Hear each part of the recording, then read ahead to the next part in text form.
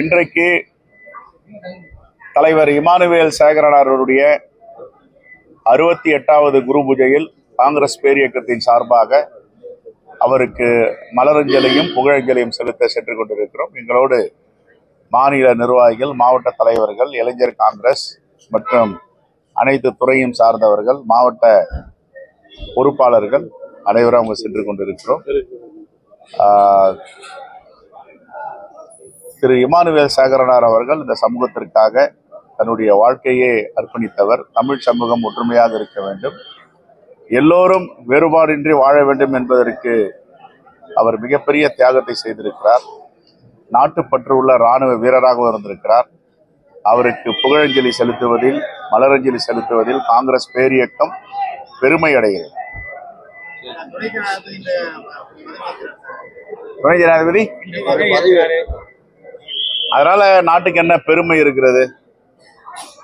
RSS சார்ந்தவர்கள் பதவி இருக்கிறாங்கன்னா அதுல பெருமைப்படுறதுக்கு ஒன்றும் இல்லை.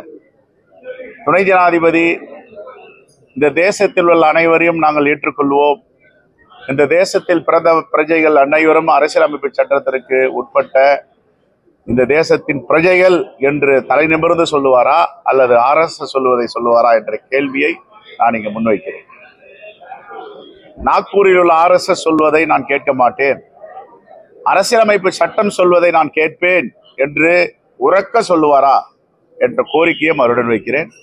இங்கே இஸ்லாமியர்களும், கிறிஸ்தவர்களும், பார்சிகளும், பௌத்தர்களும், சீக்கியர்களும், ஷெட்யூல் இன மக்களும், மலைவாழ் மக்களும் சமம் என்று சொல்லுவாரா?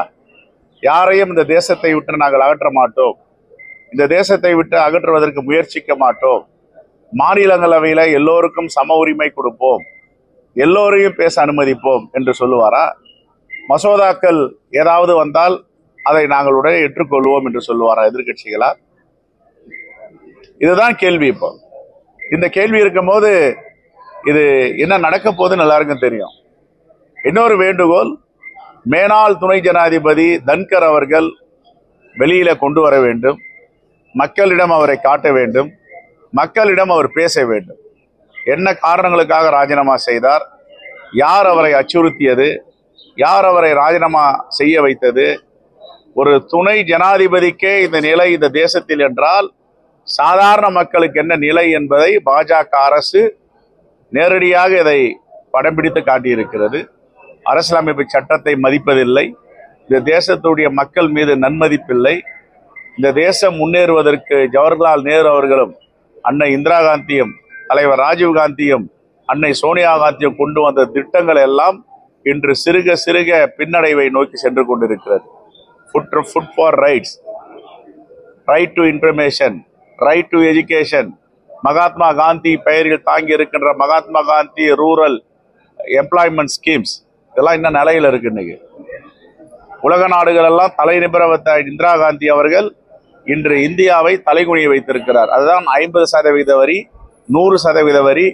கேட்டால் ரஷ்யா மிகவும் மலிவாக கச்சா எண்ணெய் கொடுக்கிறது என்கிறார். அந்த மலிவான கச்சா எண்ணெய் வாங்குவதன் மூலமாக 20 ரூபாய் 30 ரூபாய் ஒரு லிட்டர் குறைச்சிருக்காரா? இந்த கேள்வியை நாங்கள் முன்வைக்கிறோம். அம்பானியும் அதானியும் முன்னேறுவதற்காக, லாபம் அடைவதற்காக ரஷ்யாவிடம் கச்சா எண்ணெய் வாங்குகிறார். அம்பானியும் அதானியும் கச்சா எண்ணெய் விலையை குறைச்சிருக்கிறாங்களா? இந்த கேள்வி எல்லாம் மக்கள் தேர்தலில் கேட்பாங்க. எதிர்கட்சிகளுடைய மொத்த வாக்குங்கிறது 355 சார், சிவி ராதாகிருஷ்ணன். ஆனா அதை விட குறைவாதான் உங்க கூட்டணி வேட்பாளருக்கு வாக்குகள் கிடைத்திருக்கிறதாகவும், பெரும்பாலான வாக்குகள் சிவி ராதாகிருஷ்ணன் போடப்பட்டதாகவும் ஒரு மெசேஜஸ் தான் சொல்றாங்க. அதை எதிர்கட்சிகளுடைய ஒற்றுமை இல்லைன்னா பேசுறாங்க. அதை எப்படி பார்க்க வேண்டியது? அப்படிப்பட்ட தேசபக்தர்கள் யார் என்பதை நாட்டுக்கு வெகு விரைவில் பத்திரிகையாளர்கள் நீங்களே கொண்டு வருவீங்க. இந்த தவறை யார் பண்ணியிருக்காங்க? செல்லாத வாக்குகள்லாம் கூட 14-15 வாக்குகள் செல்லாத வாக்குகள் கேள்விப்பட்டேன். இது இப்போ என்ன நடந்ததுன்னு நமக்கு தெரியாது. நாடாளுமன்றத்தில் அந்த தேர்தலில் அப்போ எங்க தலைவர் ராகுல் காந்தி பீகார்ல வாக்கு திருட்டை பத்தி பேசும்போது இது ஏதாவது வாக்கு திருட்டு நடந்திருக்கா? மக்கள் சட்டப்பேரவையிலும் நாடாளுமன்றத்திலும் வாக்கு திருட்டு நடந்தது போல துணை குடியரசுத் தலைவர் வேட்பாளர் தேர்விலும் வாக்கு திருட்டு நடந்திருக்கிறார் மோடி தான் சொல்லணும். குறிப்பா விஜயோட பிரச்சாரத்துக்கு கடுமையான நிபந்தனைகளை காவல்துறை விதிக்கிறதாகவும் திமுக அவரை பிரச்சாரம் பண்ண விடாம தடுக்கிறாங்க அப்படின்லாம் அவங்க செய்திகள் சொல்றாங்க, பேட்டி கொடுக்குறாங்க. அந்த நிலையிலதான் திமுக இருக்கு. விஜய் பார்த்து பயப்படுறாங்க. அப்படி ஒருபோதும் இருப்பதற்கு வாய்ப்பில்லை. எங்களை பொறுத்த இருக்கவும் கூடாது. எல்லோரும் ஜனநாயக நாட்டில் யார் வேணாலும் பிரச்சாரம் பண்ணலாம், யார் வேண்டுமானாலும் பரப்புரையில் இறங்கலாம். அதுல இந்த மாற்று கருத்தும் கிடையாது. அதே நேரத்தில் காவல்துறை என்னென்ன கட்டுப்பாடுகள் எல்லா கட்சிகளுக்கும் அரசியல் கட்சிக்கு விதிக்கிறதோ அந்த கட்டுப்பாடுகளை அவர்கள் மீறக்கூடாது. பிரச்சாரம் பண்ற வாகனத்துக்கு பின்னாடி வந்து வாகனம் வரக்கூடாது விஜய்க்கு விதிக்கிறாங்க. இதே இபி சார் வந்து விதிக்க மாட்டாங்க. அவர் பின்னாடியே ஒரு 50 வாகனம் போகுது. இதே விஜய்க்கு இத்தனை வாகனம் போகுது நிபந்தனைகள் இல்ல. விஜய்க்கு என்ன அளவுகோலோ அதே அளவுகோல தான் ஏபிஎஸ்க்கும் இருக்கணும். இபிஎஸ்க்கு என்ன அளவுகோலோ அதான் விஜய்க்கு இருக்கணும் தான் எங்களுடைய வேண்டுகோள். இது ஜனநாயகத்தை பாதுகாக்க வேண்டும்.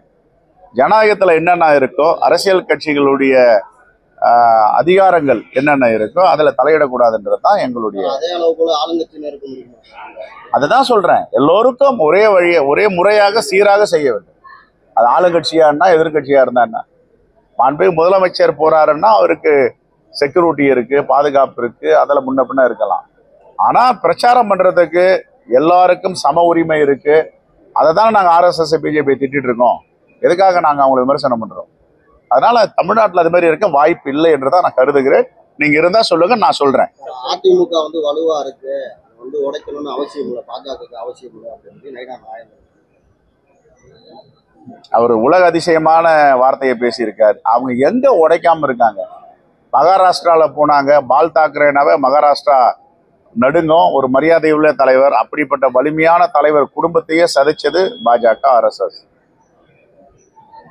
பால் தாக்கரேக்கு பிறகு அவருடைய மகன் உத்தவ் தாக்கரே அங்க ஆட்சி செய்திருந்தார். அந்த சிவசேனாவை இரண்டாக உடைத்து ஷிண்டே சிவசேனான்னு உருவாக்கியவர் பாஜக. அதை முடிச்சுட்டு ஷிண்டே சிவசேனாவை க்ளோஸ் பண்ணிட்டு பாஜகவுடைய முதலமைச்சரை கொண்டாந்துருக்காங்க. அதாவது ஒரு மாடல் இருக்கு. இங்க திராவிட மாடல்ன்றாங்க, நாங்க காமராஜர் மாடல்ன்றோம், எங்க தலைவர் ராகுல் மாடல்ன்றோம். ஆனா RSS மாடல் என்னன்னா, எங்கெங்க உறவு வைக்கிறார்களோ உறவாடி கெடுப்பது. ஆமை புகுந்த வீடு எப்படி இருக்குமோ அது மாதிரி பாஜக புகுகின்ற மாநிலம் சிதைஞ்சு போயிடும். அரசியல் கட்சிகளை சிதைப்பாங்க, அப்புறம் மக்களுடைய அதிகாரத்தை கையை வைப்பாங்க, மக்களுடைய திட்டத்துல கையை வைப்பாங்க, மக்களுக்கு சேர வேண்டியதெல்லாம் எடுத்து அதானி அம்பானி கிட்ட கொடுத்துருவாங்க. தேங்க்யூ. அரசியல் சூழ்நிலையில மதுரை விமான நிலையத்திற்கு 4 வருஷமா இருங்க. நான் அவர் ஆட்சியில் இருக்கும்போது ரொம்ப அமைதியா இருந்தாரு, கூட்டணியில் இருந்தாரு. அந்த நல்ல காரியத்தை அப்ப செஞ்சிருக்கலாம், ஏன் செய்யல? அவரு அரசியலுக்காக தானே பேசுறாரு.